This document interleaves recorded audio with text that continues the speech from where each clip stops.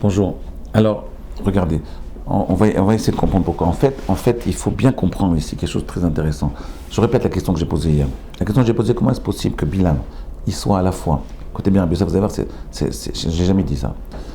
Comment Bilam peut être à la fois très connecté avec le divin et à la fois se comporter d'une façon aussi basse? C'est la question. Alors, comment il se comporte basse?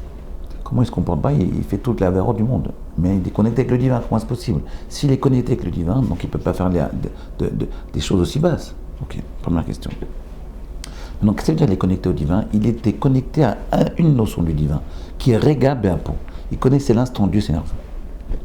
Qui est Rega Beapo. Il connaissait l'instant où Akadosh Baruch Hu s'énerve. D'accord? Maintenant, il faut bien comprendre. Cet instant-là, c'est l'instant Dieu, il introduit le mal dans le monde.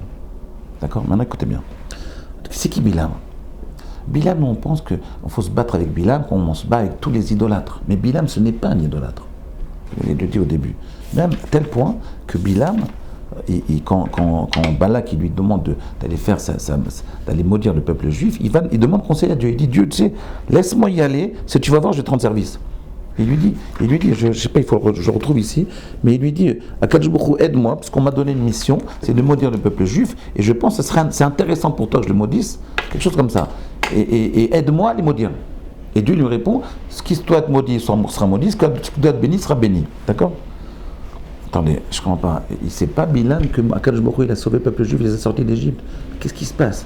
C'est-à-dire qu'ici, il faut bien comprendre, la lutte ici, le conflit entre Bilam et le peuple juif, ce n'est pas un conflit entre des monothéistes et des idolâtres, pas du tout. On est tous sur le même Dieu. Bilam, c'est pas un idolâtre. Il est avec Akadosh Baruch Hu. Seulement lui, il pense qu'Akadosh Baruch Hu, l'ennemi juré d'Akadosh Baruch Hu, c'est qui? C'est qui Rabbi Yosef? C'est le clan Israël. Un peu comme Hitler d'ailleurs. Ils étaient sûrs que les antisémites, ils sont sûrs que Akadosh Baruch Hu, que le peuple juif, c'est l'ennemi de Dieu. Pas de Dieu idolâtre, de notre Dieu. C'est quand même incroyable. Je vais vous dire où c'est écrit tout ça. Regardez, je vais vous donner des preuves de ça. Regardez bien, Rabbi Yosef. Dans Parashat Balak, regardez, le verset, le chapitre 23, verset 7. Le texte il dit Vaïssa Meshalo, Vayomer min Aram yanacheni Balak, Melech Moav me'are Kedem. Le texte il dit Vaïssa Meshalo, Vayomer min Aram yanacheni Balak. Min Aram yanacheni Balak. Sur le mot Aram, regardez le Balatorim là-bas, il donne deux enseignements très très intéressants. Il nous dit Min Aram. Nous on pense que Bilam c'est un Midiani. D'accord? Il vient de Midian, d'ailleurs il venait de Midian. Mais en réalité Bilam, son origine c'est pas Midian. Vous savez d'où il vient? Il vient de Aram Naharaim. Il vient de Aram. Et le Midrash ici, quand il dit Min Aram, le Baal Tourim ici, il nous donne un enseignement très intéressant. Il nous dit, regardez par exemple les trois dernières lettres de Avraham, Yitzhak et Yaakov. Avraham, Yitzhak et Yaakov. D'accord? Avraham, c'est Mem, la dernière lettre. Yitzhak, c'est Kouf. Et Yaakov, c'est Bet. Ça fait Mem, Kouf, Bet. Mem, 40. Kouf, 100. Et Bet, 2. Ça fait 142. 142, c'est la valeur numérique de quoi? Rabbi Yosef? De Bilam. D'accord? 142, c'est la valeur numérique de Bilam. Maintenant, c'est plus intéressant que ça. Ça veut dire que c'est quoi les dernières lettres de Avraham, Yitzhak et Yaakov, nos patriarches? Ça veut dire que quelque part, dans Avraham, Yitzhak et Yaakov, qui sont les patriarches du peuple juif, ces trois patriarches, ils ont une identité intérieure, ce qui a donné le peuple juif. Mais ils ont également une identité extérieure, superficielle. Cette identité superficielle, c'est ce qui a engendré Bilam. D'accord? Ça, c'est un premier point. Le Baal Tourim, donc ça veut dire qu'il y a une facette Bilam dans le clan Israël. Dans le clan Israël, il y a une facette Bilam qui est dangereuse, qui provient de Bilam. Il y a une idéologie bilamique, si vous voulez. On va essayer de l'analyser. Mais avant de l'analyser, je termine encore un autre principe. Le Baal Tourim, il dit quelque chose de très intéressant. Il dit que